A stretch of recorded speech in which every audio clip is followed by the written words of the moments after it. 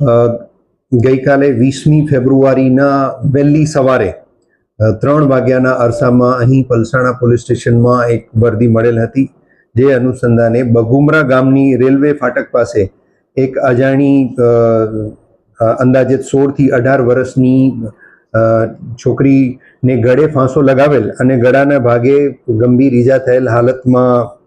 108 મારફતે સ્મીમેર હોસ્પિટલમાં દાખલ કરાવવાની જે હકીકત મળતા તાત્કાલિક ધોરણે પલસાણા પોલીસ સ્ટેશનની ટીમ હોસ્પિટલની વિઝિટ કરતા એ છોકરીને ગળે મફલર ટાઈટ બાંધેલ હતું અને ગળાના ભાગે કોઈ ધારદાર વસ્તુથી 2 મોટા અને ઊંડા ચેકા મારેલ હોવાનું જણાઈ આવેલ. રેલવે ફાટકના ગેટકીપર ધીરેન્દ્ર યાદવ તેમજ 108ના કર્મચારી સુનિલભાઈની પૂછપરછ કરતા એ છોકરીને ગળાના ભાગે મફલર બાંધેલાની અને ઈજાની જે હકીકત જણાવતા આ રેલવે ફાટક પર કામ કરનાર ધીરેન્દ્ર યાદવે જાણ કરેલ હતી.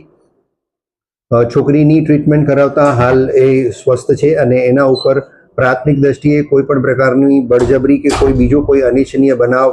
બનેલ નથી તેવું ડોક્ટરો દ્વારા જણાવવામાં આવેલ છે. તેમ છતાં પોલીસ દ્વારા ડિટેલમાં મેડિકલ ઇન્વેસ્ટિગેશન કરવામાં આવશે. ગઈકાલે છોકરીની સારવાર થઈ ગયેલ છે અને હાલ પણ એ સારવાર હેઠળ છે, પણ બોલી શકતી નથી અને એના પરિવારજનો ઇશારાથી અને મોબાઈલના માધ્યમથી એની પાસેથી વિગતો લેતા એ છોકરી ઉત્તર પ્રદેશની રહેવાસી છે અને એના પરિવારજનો દૂર રહેતા હોય, આવવામાં હજી પણ એમને વધારે સમય લાગી જાય તેવું હોય સરકાર તરફે આ બનાવ અંગે ગુનો દાખલ કરવામાં આવેલ છે, જેમાં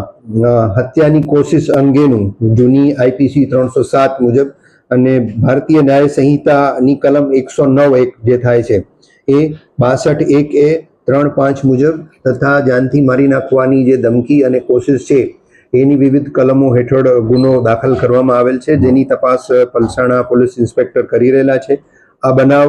ખૂબ જ ગંભીર અને સંવેદનશીલ જણાતા રાતોરાત પલસાણા પોલીસ ઇન્સ્પેક્ટર અને એલસીબી પોલીસ ઇન્સ્પેક્ટરની ટીમોએ આ બાબતે ખરેખર છોકરી કોણ છે, બનાવ કઈ રીતે બન્યો, અહીં કઈ રીતે આવી, ક્યાં રહે છે, આ તમામ વિગતો મેળવવાની કોશિશ કરેલ હતી. જે અનુસંધાને છોકરી ભાનમાં આવતા અને મોબાઈલના માધ્યમથી અને ઇશારાથી જણાવતા આ છોકરી ઉત્તર પ્રદેશની હોવાની માહિતી મળેલ. એના પરિવારજનો સાથે પણ છોકરીએ સંપર્ક કરાવેલ, એમના પણ સંપર્ક થઈ ગયેલા અને એ છોકરી 4 માસ પહેલા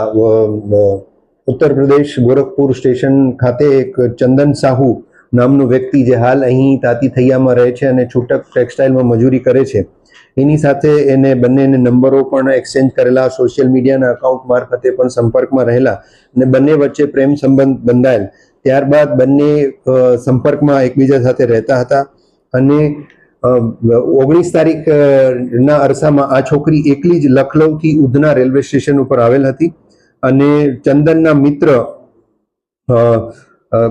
અખિલેશ અને બિંદુ પાસવાન તથા એક માઇનોર છોકરો એ ત્રણેયની સાથે ત્યાં એ ચંદન છોકરીને રાખેલા. છોકરી ચંદનની સાથે રહેતા અને એની સાથે જ લગ્ન કરવાની કે કોઈ અન્ય પ્રકારે એની સાથે જ રહેવાની જીદ કરતા